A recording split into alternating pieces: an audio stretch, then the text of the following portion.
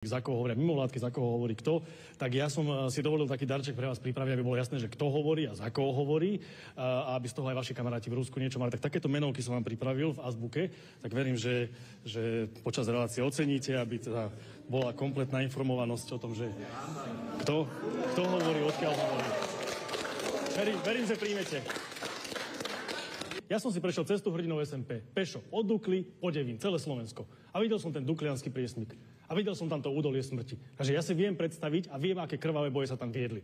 Takže vy mi tu nerozprávajte o tom, že kto nás oslobodil, a ja som vďačný za každého sovietskeho vojaka, ktorý prišiel túto krajinu oslobodiť od okupácie nacistov.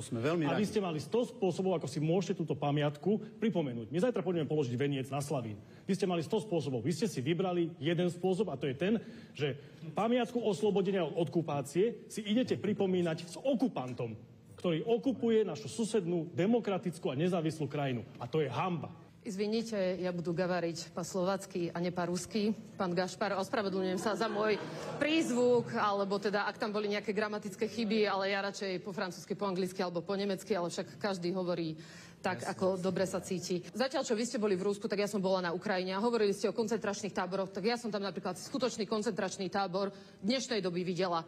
Týmito schodami sa do neho kráčalo a ja by som vám teda odporúčila zažiť ten mrazivý pocit, pretože toto je obec Jahydné, v ktorej ruské okupačné vojska zatvorili do pivnice 300 osôb od 1,5-mesačného bábätka až po 90-ročných ľudí. 10 tam zomrelo, držali ich tam mesiac bez vody, bez stravy, bez možnosti pohybu. Ja tomuto hovorím koncentračný tábor a vy si idete s tými ľuďmi, ktorí sú za toto zodpovední, podávať ruky. Tak sa nehnevajte, ale toto je legitimizácia